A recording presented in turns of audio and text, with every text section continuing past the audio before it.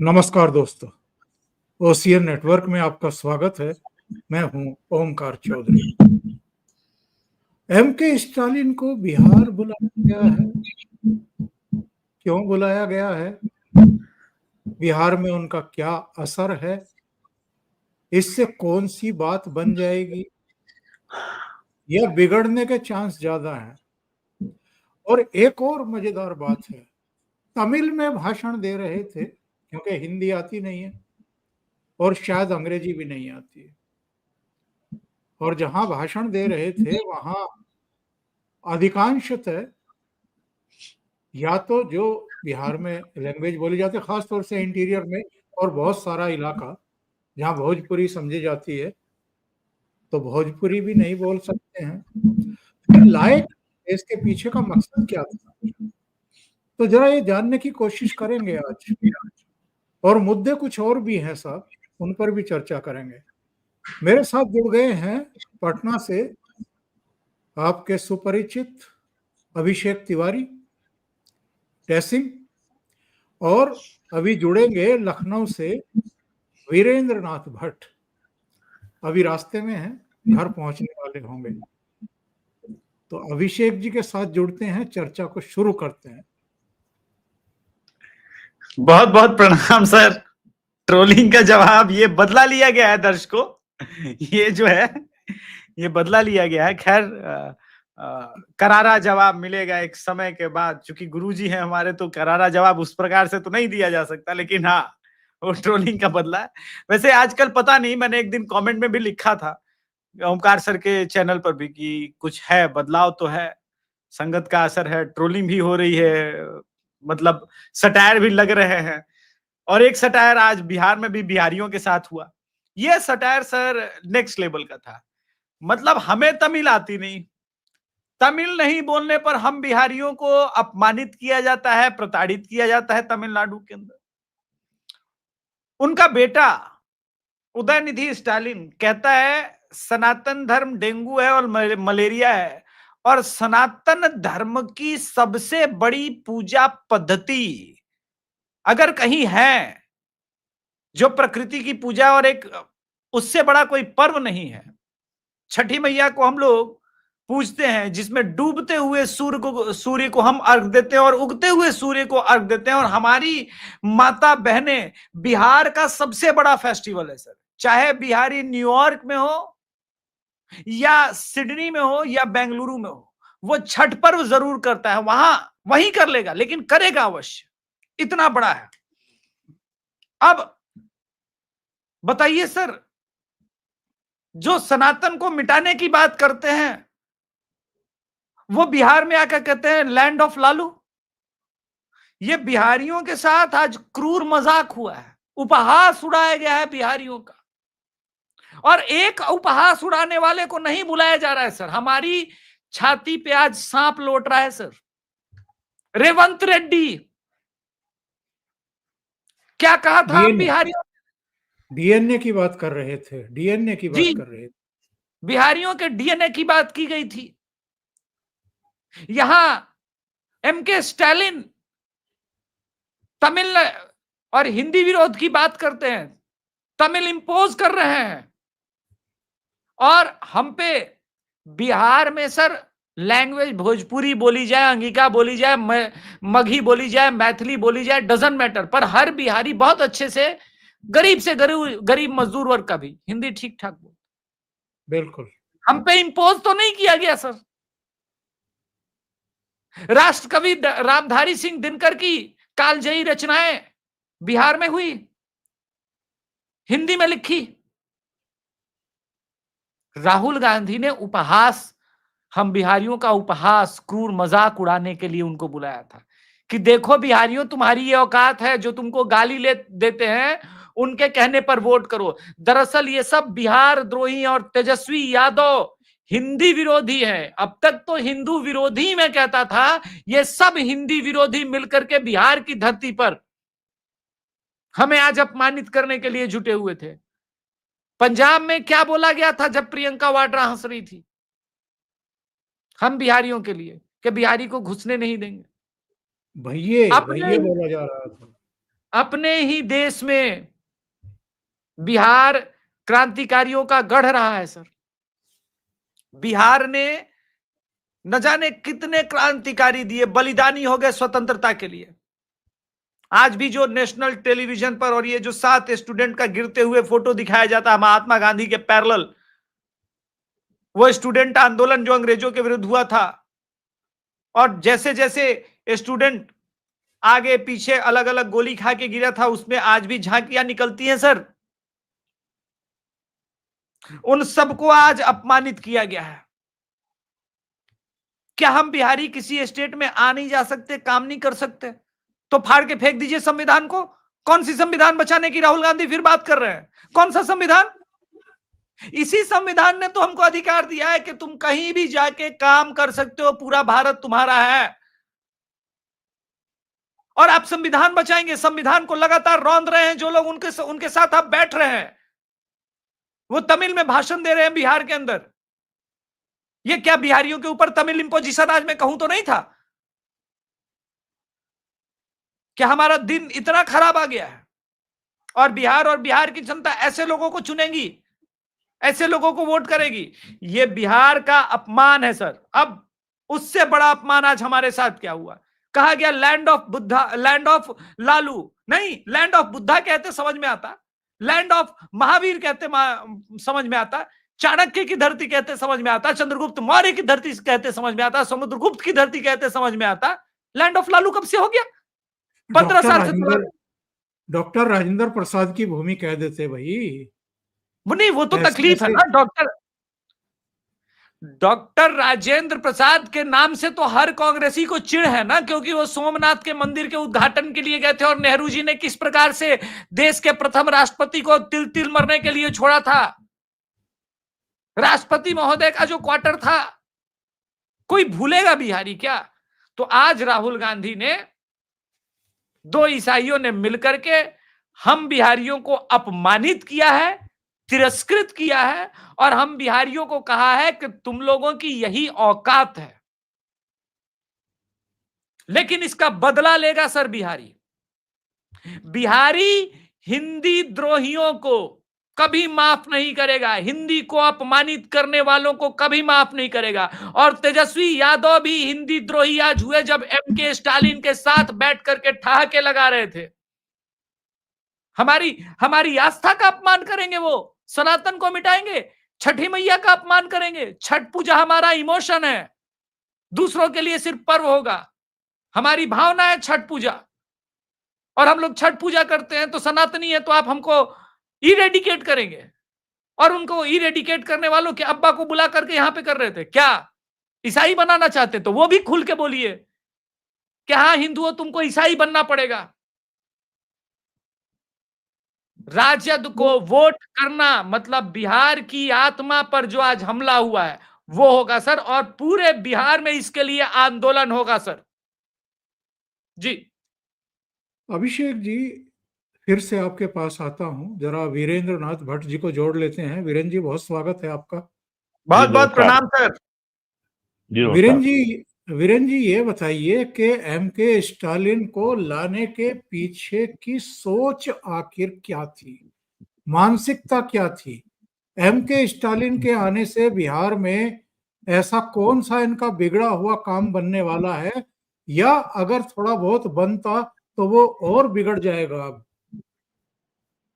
देखिए, लोकसभा चुनाव जो 2024 के बाद हरियाणा में या महाराष्ट्र में या दिल्ली में जो इंडी अलायंस को अपनी चट्टानी एकता दिखाने का मौका नहीं मिला। हरियाणा में कांग्रेस ने समाजवादी पार्टी को भाव नहीं दिया, आम आदमी पार्टी को भाव नहीं दिया। दिल्ली में आम आदमी पार्टी ने कांग्रेस को भाव नहीं दिया, अकेले लड़ा। महाराष्ट्र में जरूर जो है कांग्रेस, शरद पवार और उद्धव ठाकरे साथ थे, वहां ऐसी समस्या नहीं थी। और जैसे अपमानित भी किया एक तरीके से अखिलेश यादव को हरियाणा में, तो उनके सामने पहली बात तो ये मौका था कि भाई जो है अपनी चट्टानी एकता को दिखाओ यहाँ पे। और दूसरी बात ये है कि आरजेडी में और स्टालिन की पार्टी में कोई फर्क तो है नहीं। आपको याद होगा आरजेडी की सरकार में एक यादव जी शिक्षा मंत्री थे, वो रामचरितमानस के बारे में कितना अनाप शनाप बोलते थे, तो कोई नई बात तो है नहीं। और इनको ये लगता है कि भारतीय जनता पार्टी हिंदू और सनातन धर्म और हिंदुत्व के नाम पर हिंदुओं को गोलबंद कर रही है। यदि हम सनातन धर्म को गाली देंगे तो हिंदुओं की कुछ जातियां ऐसी हैं अभी भी जो इतना ज्यादा वैदिक सनातन संस्कृति में रची बसी नहीं है। और फिर हमारे यहाँ 100 साल से जो फर्जी कहानियां चल रही हैं कि ब्राह्मणों ने 1000 साल से अत्याचार किया।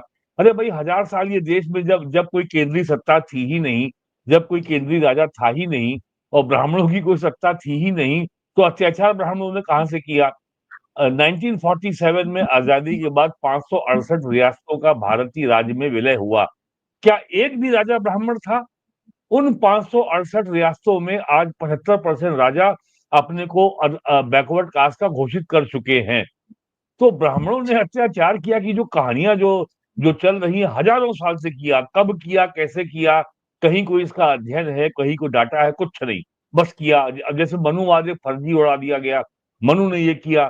तो ये नैरेटिव जो है बीजेपी की सरकार की जो समावेशी राजनीति है, जो इंक्लूसिव राजनीति है, जो कल्याणकारी योजना का लाभ बिल्कुल ग्रास रूट लेवल तक जो दीनदयाल उपाध्याय की थॉट थी, अंत्योदय, अंतिम व्यक्ति का उदय, वो वास्तव में हो रहा है पूरे देश में। और यूपी में तो बहुत ही इफेक्टिवली हो रहा है। यदि 1.5 करोड़ लोगों को बिजली कनेक्शन मिले हैं तो इसका मतलब तो ये नहीं आप कह सकते कि उन लोगों के जीवन में कोई सुधार नहीं आया। ये 80 लाख लोगों को जो है आवास मिले हैं। तो अब उन लोगों में, और जब आपको वास्तव में जब लाभ मिलना होता है तो केवल जो आपने पिछले 30-35 सालों में जाति के नाम पर जो आपने फर्जी आवेश और गुस्सा लोगों में भरा है, लेकिन उनके जेब में, उनके हाथ में कुछ नहीं आया। पहली बार वो देख रहे हैं एक ऐसी पार्टी सत्ता में आई है जो उनके जाति गौरव, जाति सम्मान को बहाल करने की बड़ी बड़ी बातें ना करके उनके जो जीवन की जो मूलभूत आवश्यकताएं हैं, जिसके बगैर एक डिग्निफाइड मानवीय जीवन संभव नहीं है, उन आवश्यकताओं को पूरा कर रही है। जैसे शौचालय है जिसको नाम दिया गया इज्जत घर, इसको भी पहले मजाक उड़ाया गया था। अब आज पूरे देश में 12 करोड़ शौचालय बन गए हैं। क्या उसका can anybody make fun of that? और वो खाली शौचालय नहीं है, पूरे देश में सैनिटेशन में, इन्फेंट मॉर्टेलिटी में, ओवरऑल देश के जीडीपी में कितनी वृद्धि हुई। और बीमारियों की होने की जो रेट थी, जो जो इंसिडेंस ऑफ सिकनेस है, जो तमाम तरह की बीमारियां हैं रूरल एरिया में, वो होना कितना कम हुआ, वो अगर इसका पूरा एक डाटा होलिस्टिक देखेंगे तो आपको समझ में आएगा। तो ऐसी स्थिति में महिलाओं के खिलाफ जो तमाम तरह के दुष्कर्म के केस होते थे वो बंद हुए हैं, वो बंद हुए। तो ऐसे हालात में जो सेंटीमेंट को भड़का करके, भावनाओं को भड़का करके, जाति आवेश, जाति जहर भर करके जो वोट लिया जा रहा था, वो राजनीति अब बहुत कठिन दौर से गुजर रही है। तो उस कठिन दौर से गुजरती हुई राजनीति को एक नई सांस, एक नई ऊर्जा प्रदान करने के लिए अगर वो स्टालिन को नहीं लाएंगे तो किसको लाएंगे? तो वो तो क्रिश्चियन है, वो कहां से हिंदू है? और आज भी और ये लोगों को जानना चाहिए कि आज से 250 साल पहले अंग्रेजों ने तमिलनाडु में ये बात जान ली थी कि भारत में हिंदुओं को ईसाई बनाने के मार्ग में सबसे बड़ी बाधा ब्राह्मण है। तो उन्होंने कहा कि ब्राह्मण को निशाने पे लो। और ब्राह्मणवाद, एंटी ब्राह्मण मूवमेंट, और इसमें सबसे बड़े जो सहायक थे वो कोल्हापुर के शाहू जी महाराज, जिनको बहुजन समाज पार्टी अपना नायक मानती थी, और उनके नाम पे लखनऊ मेडिकल कॉलेज का नाम भी बदला था, एक यूनिवर्सिटी भी उनके नाम पे बनी है। शाहू जी महाराज ने जो है ये ईवी रामीस्वामी नाइकर, जिसको पेरियार ग्रेट मैन कहा जाता है तमिलनाडु में, इन दोनों ने मिलकर के एंटी ब्राह्मण मूवमेंट चलाया। और कांग्रेस और कम्युनिस्ट पार्टियों और बाद में मंडलवादी पार्टियों की मेहरबानी से ये ये जहरीला आंदोलन जो अंग्रेज जिसका सूत्रपात कर गए थे, वो आज भी चल रहा है। बिहार की राजनीति में क्या संख्या है ब्राह्मणों की? आज कितने एमएलए हैं बिहार में? 243 एमएलए में कितने एमपी हैं 40 में बिहार में ब्राह्मण? शायद 1-2 होंगे, 3 होंगे। तो ये जो फर्जी आंदोलन खड़ा किया गया है जाति भेद का, इसकी सबसे सफल लेबोरेटरी अगर कहीं अंग्रेजों ने बनाई थी वो था तमिलनाडु। और तमिलनाडु में आज भी क्रिश्चियन आबादी बहुत बढ़ नहीं पाई है, प्रयास जारी है। तो वही काम वो बिहार में करना चाह रहे हैं।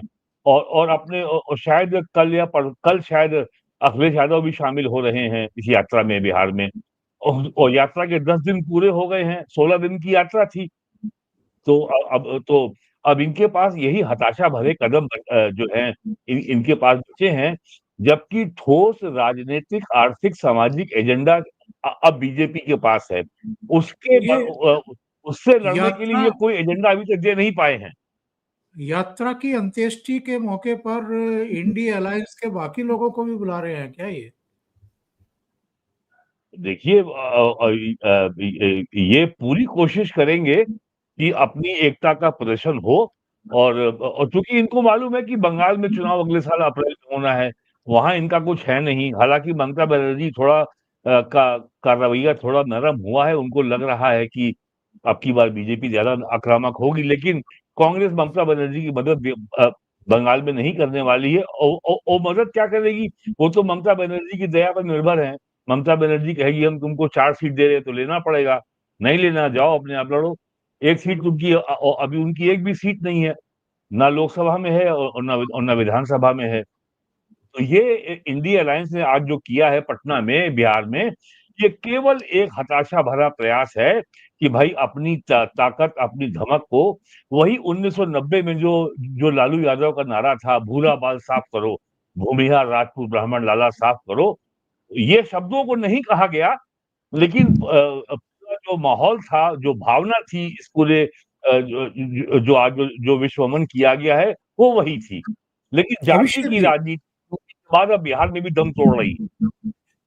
अभिषेक जी, जिस तरीके से स्टालिन को बुलाया गया तमिलनाडु से, सुदूर दक्षिण के राज्य से, क्या शो करता है? सरेंडर कर दिया क्या राहुल गांधी ने और तेजस्वी यादव ने कि हमारे अकेले बस का नहीं है, अब आ जाओ भाई, थोड़ा बहुत जो है हमें सहारा दो। लेकिन सहारे के चक्कर में, मदद के चक्कर में और कबाड़ा होगा।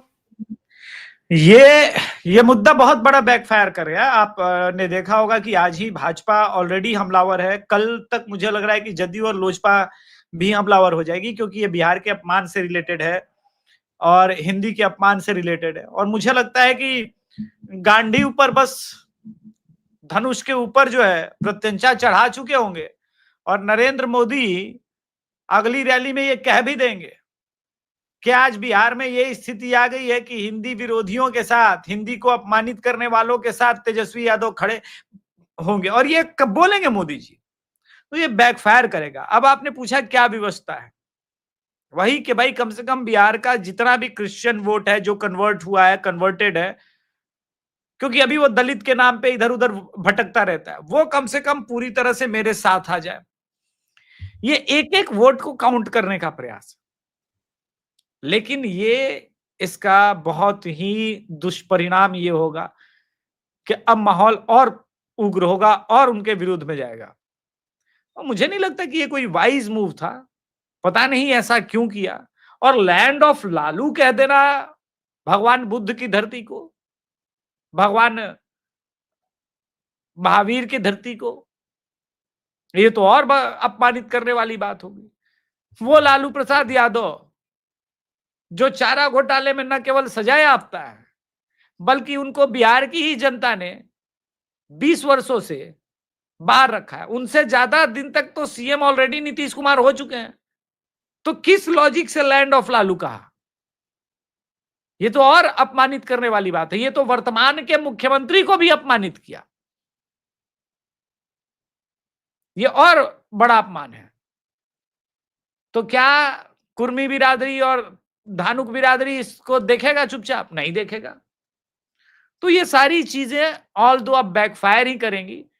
बधाई हो। मैं तो हमेशा कहता हूं कि ऐसी सभाएं जब करते हैं राजद और कांग्रेस मिलकर के, हमेशा कांग्रेस के राजकुमार जब ये सब काम करते हैं तो बीजेपी को अंततोगत्वा फायदा होता है। और देखिए मेरी एक और बार भविष्यवाणी सही साबित होती जा रही है। इसलिए जब मैं राहुल गांधी कोई सभा करते हैं, कोई रैली करते हैं, तो मैं दिल से प्रसन्न होता हूं कि आज तो कंटेंट ही कंटेंट है।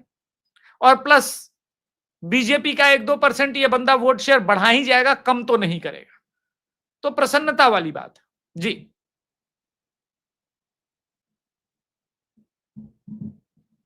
मैं आपको 2 वीडियो क्लिप सुनवाता हूं जी और फिर दोनों के ही जवाब चाहूंगा। ये राहुल गांधी बदजुबानी करते थे, वो तो हम सब जानते हैं। इनके संस्कारों पर भी बात हो चुकी है। अमित शाह भी आयु में इनसे अधिक हैं। जी प्रधानमंत्री तो 20-21 साल बड़े हैं। इन्होंने अमित शाह के बारे में क्या कहा है, पहले जरा ये सुन लेते हैं और इसके बाद प्रधानमंत्री जी के बारे में किस भाषा का प्रयोग किया है वो सुनते हैं।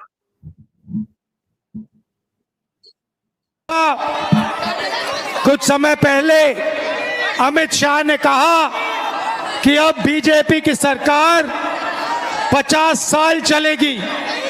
जब उसने बोला, मैं हैरान हो गया था कि ये कैसे बोल रहा है कि सरकार 50 साल चलेगी। जनता तो कुछ भी कर सकती है, इसको कैसे मालूम?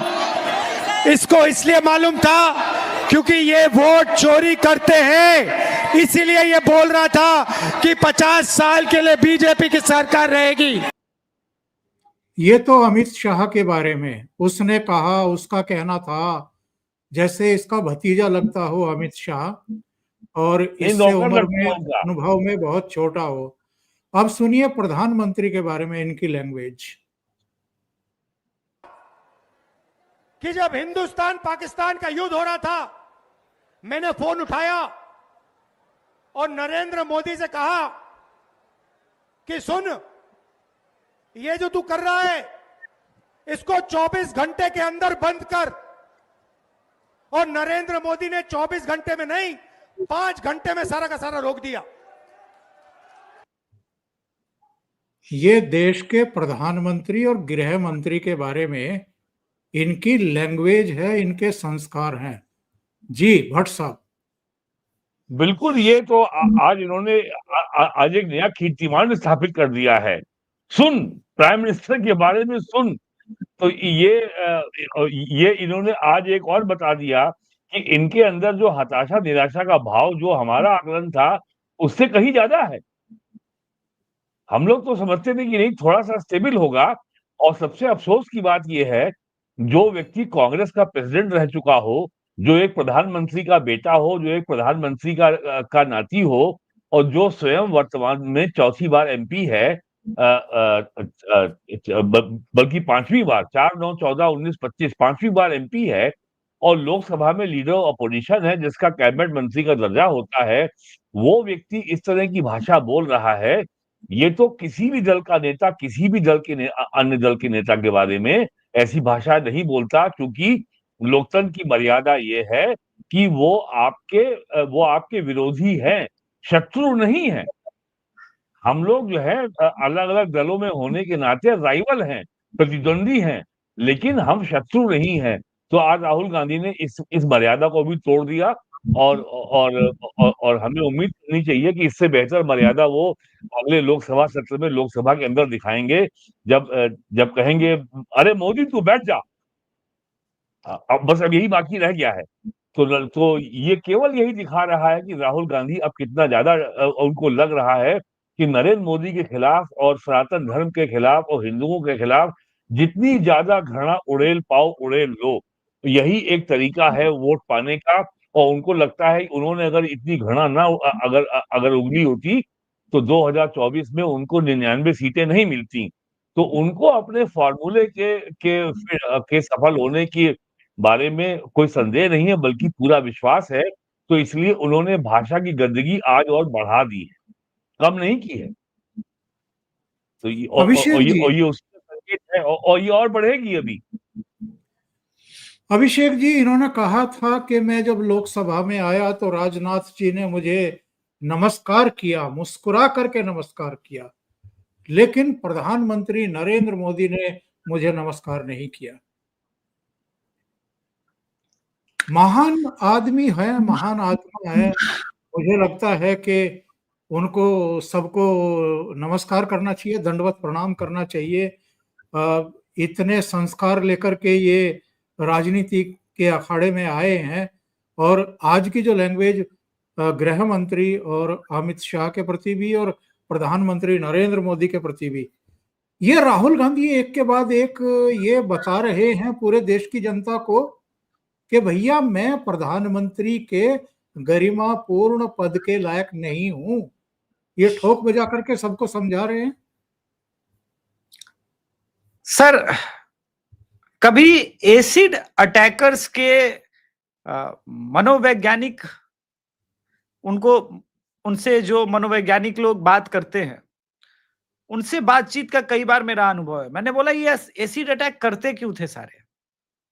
सारे विकृत है? नहीं। तो उनका कहना था नहीं, प्यार ठुकराया तो तुम मेरी नहीं हो सकी तो मैं किसी की होने नहीं दूंगा। ये जो इनका जुनून और पागलपन था ना, वो इस कदर नफरत क्रिएट करता था उस लड़की के अगेंस्ट में कि यही तेरी खूबसूरती है, इसी कारण तू इतरा रही है ना, मैं तो उस पे एसिड डाल के तुझे बदसूरत कर दूंगा, तुझे मार दूंगा, जला दूंगा, खत्म कर दूंगा। प्रधानमंत्री का पद इनके लिए वही था, राहुल गांधी के लिए। राहुल गांधी का सपना सब कुछ यही। इनको लगता था कि भाई ये तो मैं डिजर्व ही करता हूं, मैं इसी के लिए पैदा हुआ हूं। कोई मोदी को कैसे पीएम बना सकता है? और एक बार बनाया, 2 बार बनाया, 3-3 बार से बन रहा है, चौथी बार भी बन जाएंगे। हर बार बना रहे हैं ये लोग। और ये चौथी बार भी अगर आदरणीय प्रधानमंत्री नरेंद्र मोदी जी बन जाएंगे तो रोकना पड़ेगा। तो आप टिपिकल दिल्ली के एटीट्यूड वाले लड़कों की जो तू तड़ाक वाली भाषा होती है, क्या कर रहा है, कहां चला जाएगा, ओए देख लूंगा, उन्हें लगा कि इससे यूथ से मैं कनेक्ट हो जाऊंगा। लेकिन उनको पता नहीं कि भारत बहुत अलग ढंग से सोचता है। India is not US. और बिहार में तो इसका बहुत रिएक्शन आएगा, यूपी में तो इसका बहुत रिएक्शन आएगा। ये पूरी तरह से मेंटल डिसऑर्डर के साइन है सर, पागलपन के ये साइन है, इसको कुछ और नहीं कहा जा सकता। इसलिए मैंने अभी कुछ दिन पहले एक कहानी सुनाई थी दर्शकों को कि धरती चपटी है। मौलाना साहब पढ़ा रहे थे, उन्होंने कहा धरती जो है वो चपटी है। तो एक मौलाना साहब का स्टूडेंट खड़ा हुआ, बोला नहीं लेकिन साइंस के जानकार तो कहते हैं कि धरती जो है वो राउंड शेप में। बोला नहीं, जो बड़ी किताब में लिखा है वही सत्य है। लड़का एग्जाम हॉल में लिख के आ गया कि धरती जो है वो चपटी है, उसको 0 मार्क्स मिले। उसने बोला प्रिंसिपल चोर है, टीचर चोर है।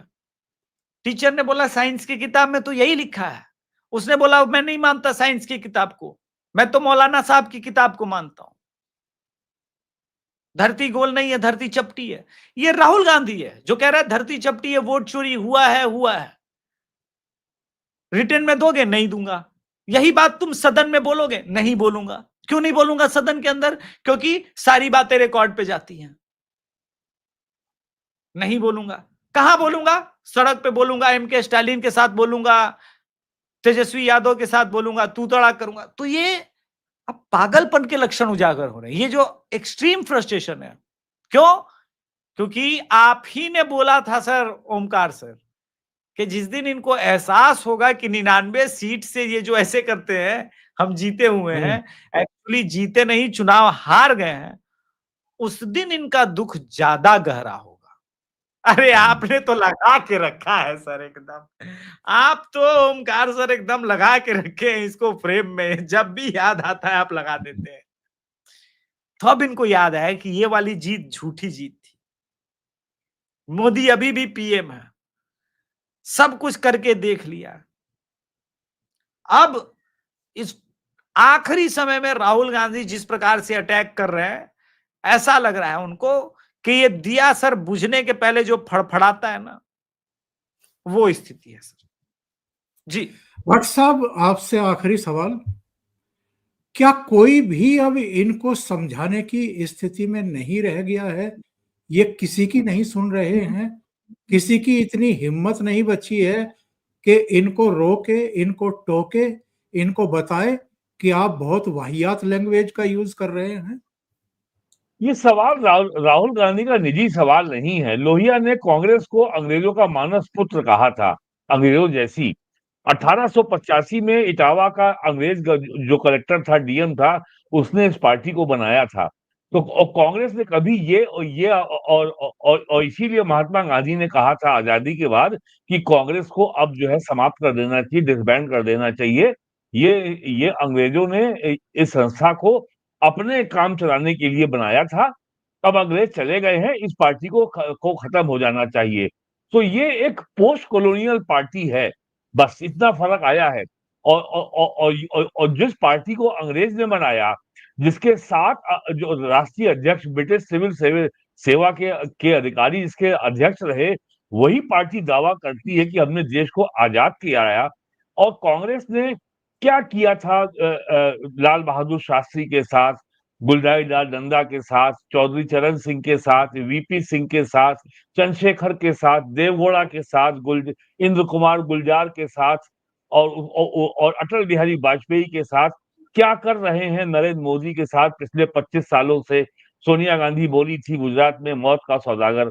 तो इनका इतिहास ही यही है कि कोई भी जो आदमी भारतीय राष्ट्रीय मूल्यों पर जिसका विश्वास है, जो भारत की संस्कृति, भारत की सभ्यता, भारत के इतिहास और भारत के मूल्यों के आधार पर देश को देखता है और चलाने का सपना देखता है, उसको चलने नहीं देना है।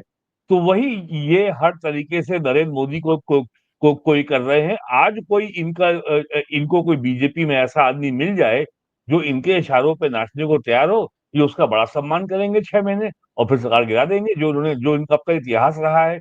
तो देश की डिफॉल्ट सेटिंग नरेंद्र मोदी ने बदल दी है। और ये अब और ये संक्रमण काल है, ये ट्रांसफॉर्मेशन का पीरियड है, जवाबदेही बढ़ रही है। और सबसे बड़ा काम जो नरेंद्र मोदी ने किया है, जो परिवर्तन भारत की प्रशासनिक राजनीतिक व्यवस्था में उन्होंने कर दिए, वो आज के 10 साल बाद, 15 साल बाद जब भी मोदी दोबारा पीएम नहीं होंगे, उसको रोल बैक करना, उसको खत्म करना असंभव हो जाएगा। ये समस्या है इनकी। और ये दरबारियों के माध्यम से, चाटुकारों के माध्यम से प्राइम मिनिस्टर हाउस में रहना, सरकार को चलाना, वो युग चला गया। जिस तरीके से 24/7/365 नरेंद्र मोदी ने जो कार्यशैली स्थापित की है पिछले 11 साल में, और 13 साल एज चीफ मिनिस्टर गुजरात, इसी शैली से देश चलेगा, वरना नहीं चलेगा। ये जो है नरेंद्र मोदी ने बार को अब इतना रेज कर दिया है, इतना ऊंचा उठा दिया है। अखिलेश यादव जो है 11 बजे उठते थे, 2 बजे आते थे, शाम को 4 बजे काम खत्म। और योगी जी हैं, उन्होंने पिछले 8 साल में एक जिले का 5-5 बार दौरा कर लिया है। अखिलेश यादव 2017 के असेंबली चुनाव में बोल रहे थे, चलो इसी बहाने हमने पूरा यूपी देख लिया। अब यूपी का मुख्यमंत्री जो 5 साल रहा है, वो कह रहा है इलेक्शन में कि हमने यूपी देख लिया। अरे यूपी, योगी जी एक जिला 5 बार 8 बार देख चुके हैं, 50 बार से ज्यादा वो जा चुके हैं काशी, 50 बार से ज्यादा वो जा चुके हैं अयोध्या। और ऐसा कोई जिला नहीं है जहां मिनिमम 2 बार तो वो ना गए हों, चारों छोरों में। और सहारनपुर से बलिया की दूरी 700 किलोमीटर से ज्यादा है। तो इसलिए राहुल गांधी को अब ये मान लेना चाहिए कि भैया अब आपसे नहीं हो पाएगा, अब आप कुछ और काम खोज लीजिए, पार्लियामेंट में रहना रहिए, कोई दिक्कत नहीं है। लेकिन इस तरीके से आज आप गाली दे रहे हैं, कल को आप अपनी टी शर्ट फाड़ेंगे, फिर बाल नोचेंगे। और दुनिया में टी शर्ट वाले केवल 2 ही नेता हैं, एक यूक्रेन में है, उसने अपना देश बर्बाद कर दिया, और एक दूसरा टी शर्ट वाला इंडिया में है, जो कि उसको बर्बाद करने का अवसर नहीं मिल रहा है। जब उसको बर्बाद वो तो कांग्रेस को बर्बाद कर चुका है ऑलमोस्ट। वो तो कर चुका है, इसको बर्बाद करने का मौका नहीं मिल रहा है, ये इसीलिए गाली दे रहा है। मैं ये कह रहा हूँ कि ये टी शर्ट वाला अपनी पार्टी को बर्बाद कर चुका है। नहीं, वो तो बहुत नेक काम कर रहा है, हम इसके लिए तो हम उनको बहुत साधुवाद देते हैं, लेकिन देश को बर्बाद ना करें ना। वो तो बहुत नेक काम कर रहा है, उसके लिए बहुत साधुवाद है। मौका नहीं मिलेगा देश को बर्बाद करने का, क्योंकि इतना बर्बाद देश का जनता नहीं है ना सर, जनता तो देख रही है ना। वो मौका नहीं मिलेगा, राजद को इस पर बर्बाद कर देगा, ये इसमें कोई राजनीतिक रूप से सबसे मैच्योर लोग अगर देश में कहीं हैं तो वो बिहार में हैं। तो बिहार के लोगों को आप इस तरह के बयानों से जो है प्रभावित नहीं कर सकते। नहीं, भट्ट साहब से ज्यादा अच्छा कौन जानता है 2017 में जब यूपी के 2 लड़के घूम रहे थे तो सीधा समाजवादी पार्टी को 225 से 47 सीट पर पटका था ला 47 करके, में नहीं आया। हाँ, और हाँ। कांग्रेस को 28 सीट से 7 पर पटका था ला करके। तो ये तो यहाँ पे जहां वही लड़के हैं सर। जहां जहां पैर पड़े संतन के तहाँ तहाँ बंटाधार। अब बिहार में आप देख लीजिएगा। यहाँ भी 2 लड़के हैं सर। जी हाँ, जी हाँ। बहुत बहुत और धन्यवाद वीरेंद्र नाथ भट्ट साहब और अभिषेक तिवारी जी। अभिषेक जी, आप कुछ कहना चाह रहे थे, प्लीज। मैंने बोला बस अब राजद को बर्बाद करने की तैयारी है, तेजस्वी का बस कहानी खत्म करके मोक्ष की तरफ जाएगा राहुल गांधी। अब ये रास्ता एक्चुअली सर मोक्ष की तरफ जाता है। बहुत बहुत धन्यवाद आप दोनों का जुड़ने के लिए, बहुत महत्वपूर्ण मुद्दे पर चर्चा करने के लिए। नमस्कार। Thank you sir.